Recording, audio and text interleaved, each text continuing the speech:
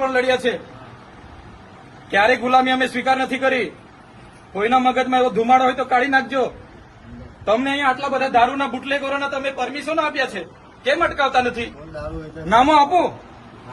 કાળીઓ, ભૂરીઓ, લાલીઓ, ભોલીઓ આપું કે નામો? બંધ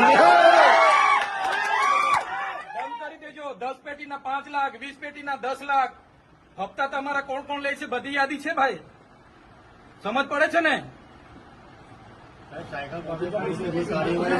આટલો બધો તમે અહીંયા ગરીબો મજૂરો પરથી દંડ ઉઘરાવો છો વગર જોઈતો.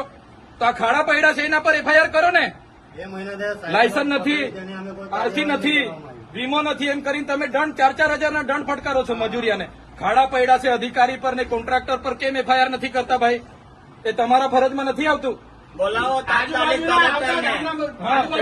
આવતા મજૂરોને ચોકડી પર રોકીને એમ મન ફાવે એટલે કલેક્ટરશ્રીને, ડીડીઓશ્રીને અને નિયામક ડીઆરટીને 5 તાલુકાના ટીડીઓને બોલાવો. ધારાસભ્ય સમેત બધી પ્રજા આવી છે. અમારે રજૂઆત કરવાની છે. અમારે કોઈ બીજી મગજમારી નથી. હું પોતે એકલો રજૂઆત કરવાવાળો માણસ છું. હું આગેવાન છું. આમના વતી હું રજૂઆત કરીશ. તમે બોલાવો. કઈ રીતના ભાઈ તમે ઓફિસ ખાલી કરીને નાહી જાઓ?